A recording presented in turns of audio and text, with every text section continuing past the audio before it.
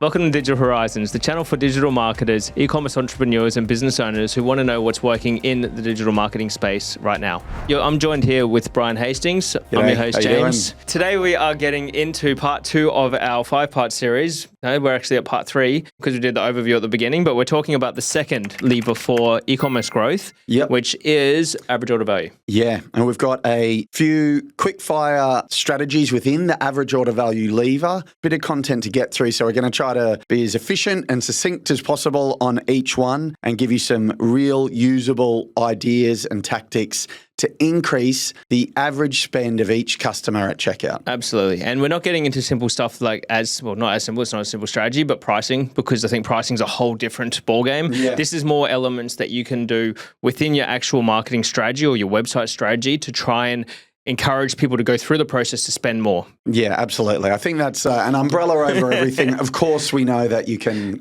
increase your price, and that will increase the average order value. But that's very market specific and product specific. 100%. So when we're talking about the first one here, it's going to be using free shipping. And it kind of sounds a little bit counterintuitive because if you're offering free shipping, you're obviously going to increase your average order value because you're now not charging for shipping. But when used in the right way, in terms of using it as a lever to encourage people to spend more to access the free shipping, this can be an extremely powerful tool. When you're doing this, though, you don't want to just look at it as, all right, I'm just going to offer free shipping now. There's got to be a lot of strategy behind it because you can really shoot yourself in the foot with this style because you could potentially be either blocking current customers or people who are potentially going to buy. But then your threshold is going to be set too low so that you can't actually, it's deterring sales. So the way you want to approach it is place it just below your average order value within your website because you don't want to stop people from checking out, but you want to lift people who aren't there to spend more. So that way you're not hindering your current sales and you're elevating the people who are sitting underneath. The way that we do this though is we're not going to look at a site-wide average order value because you are going to have some big spenders who really blow out your average order value and they're not going to be a high volume of them though. So we want to look at our cohorts and you look at the highest volume cohort that we have within our website. And then by looking at that, you're going to see, all right, cool, there's a whole bunch of people that are on average are, say, spending $80. And so that's all right, cool. We know that we're going to have the biggest chunk of our customers are spending $80. So let's set our threshold at $75. So then you're not impacting that large group of it because they're going to spend that anyway. It's not going to impact them. That's cool. But then all the people that are spending $60, they're going to go, oh, I need to spend an extra $15 or more to get the free shipping. So now you've lifted and elevated that lower cohort of people who weren't quite spending your average of your largest base of customers. So this strategy really then will lift up your overall sales. You're not impacting your current base. And your big spenders are going to keep spending big anyway because you're not impacting them. And so this strategy is really going to help you elevate your overall revenue through your average order value. Yeah, absolutely. And it is seen as beneficial to those customers who are spending 60. It is common practice to see that if you spend over this threshold, you're going to get a discount and they will get additional value. They get more stuff that they want rather than spending on shipping. Well, that's it. And I guess if you're looking at it, if they were spending $60, just to your point before about eBay, if they were spending $60 and then you're going to charge $10, so that's going to get them to $70, but it's only an extra $5 that they're going to get free shipping, it's almost like a no-brainer. It's like, well, fuck it, I'm just going to spend an extra $15 on product as opposed to having to pay that towards shipping. Yeah, so, exactly. It's like paying a fine. So yeah, absolutely. So that's one thing. And I think that's probably one of the more immediate things that you could do and implement. It's not a very hard tactic. It's just looking into your Shopify or WooCommerce data, making sure that you got a good idea as to what your cohort looks like. If you're not clear on how to do cohort analysis, we'll do another video on that. But looking at where your biggest group of spenders are, not your biggest spenders, because your biggest spenders are going to spend anyway. Correct, like a bell curve to find that median. So we're going to move on to the second tactic now, and that's AI product recommendations. 100%. And if you're not using AI within your Shopify store or within your e-commerce store, now is the time to start thinking about it. This is something we covered in a brand news a couple of weeks ago that Dan Murphy's has recently had huge success in using AI product recommendations. If you've ever shopped at Dan Murphy's, I would presume a lot of our listeners, and well, we do, you'll know that you enter your phone number and they connect to you as a customer and you get a discount on some wines and some spirits. What they're doing with that information, though, is building up a profile about the typical products that you usually buy. They can then target you in the app with the best suggested offers and recommendations tailored to what you like or you might step sideways and buy. That has caused them to massively increase increase the total purchasing over a period of a year from their customers by dropping in those right offers at the right time to the right people. So it is effectively learning what your customers like by tracking what they're spending and buying from you, and then producing the right offers to not reduce what they're going to spend anyway, but to increase it. You know, we've seen it work at scale for Dan Murphy's, and these sort of tools are going to become more and more available, and they're already available to connect into Shopify right now. That's right. There's one that we found that's called Product Yield. Haven't tested it ourselves, but this is one that is using AI recommendations based on your previous Shopify data. So it's going to then recommend products within your product pages, within your shopping cart, and within your checkout process for relevant products that people have previously purchased in the past that is very likely to go with whatever is in the person's cart at the moment.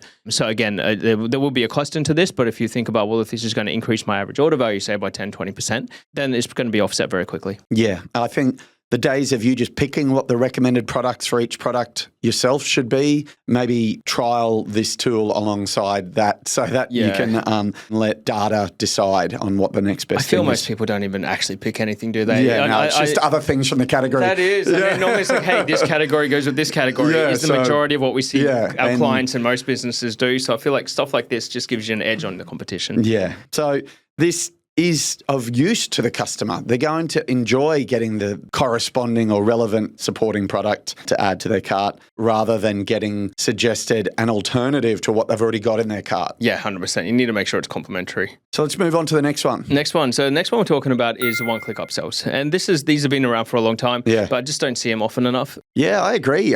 When I've seen it work well once, I was like, why isn't everyone doing this? It gets me every time when I see it. It does. And I think that, you got to do it right. You got to make sure that it is an impulse purchase. You don't want to have someone arrive at the cart, complete their purchase, and then they arrive on this offer, but it's like it's a high consideration product. And so you're sitting there and you put a timer on it and they can't make a decision because it's not an impulse buy. So you want to make sure when you're considering what it is you're going to put on your cart on your completed checkout page, make sure it's an impulse purchase, so it's a low-cost, high-margin product, so that way you can just bump your average order value up.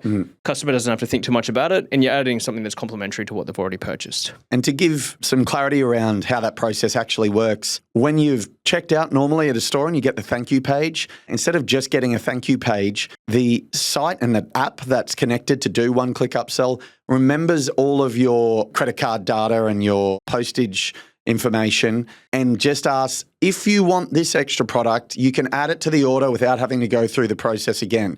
We've got it all here ready to go. Just click this button once and it will add to your total order. It's pretty amazing because you go, yeah, why not? That's it. And it's just got to be the right product there, doesn't it? Because you don't want them to have to think too much about it. Yeah. And so selecting that product is key.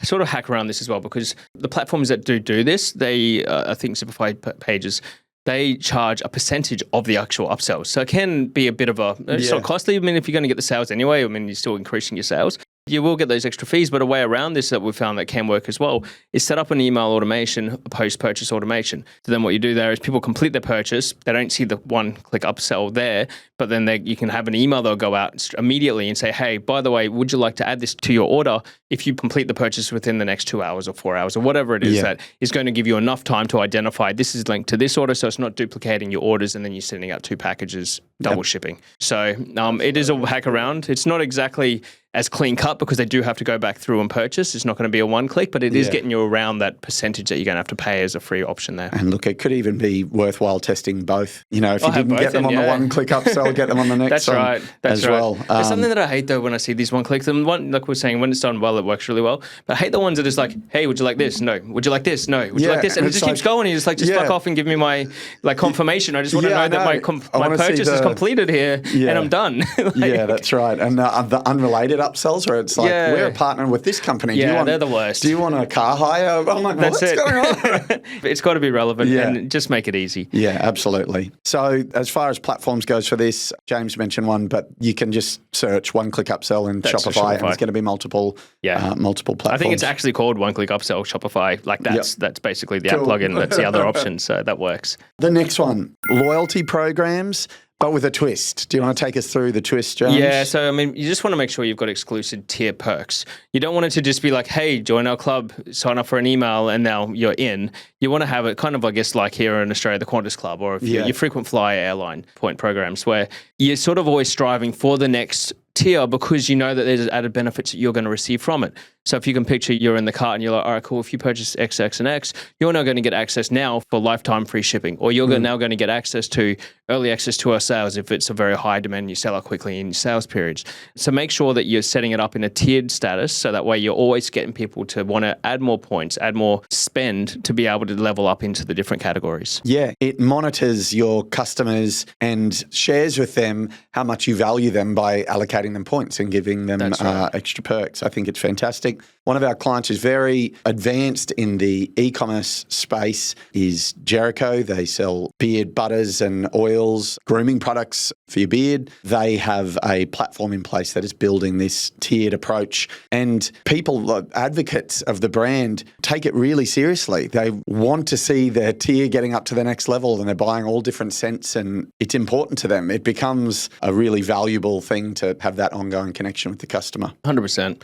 And yeah, I mean, it's adding value, right? So all these things that we're talking about here are trying to add value to the customers. Well, it's not trying to just extract extra dollars out of it just for the sake of increasing your AOV. Every one of these strategies is also trying to provide something that is of relevance. It's in line with what they're looking for.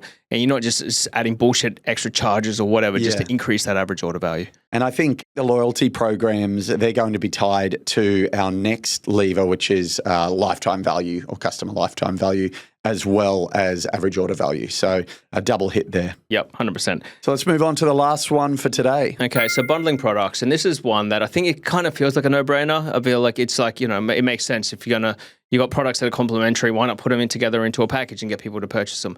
Just don't see this done well enough or often enough. It can have such a massive improvement in your average order value, especially if they are, hey, like if you buy this thing that everybody else is buying this other thing, why not just put them together, have a slightly cheaper price and then make it so it's just a single purchase rather than have it come back and do it as an upsell or something else, and just bundling up your packages to be able to increase your AOV. Yeah, an example, that same client, the beard oil and beard butter, beard care brand Jericho, they introduced what they call the Wall of Jericho, which is all of their scents together in one box, just smaller, almost tester size versions, droppers of the scents. But people who love the brand, they might already have one or two of those scents. They're buying this Wall of Jericho to have the whole set. It's more than just bundling existing products. They found a way to bundle them into one box. So there's creative ways of doing it. And then there's the old-fashioned way of going, well, if you're buying a beard oil, maybe you'd want a beard butter as well, and potentially you'd want a brush or a beard straightener. Yep. Let's turn that into a Father's Day bundle or a gift bundle. Well, that's it. And gifting for the purpose of gifting, that's another reason to be doing it.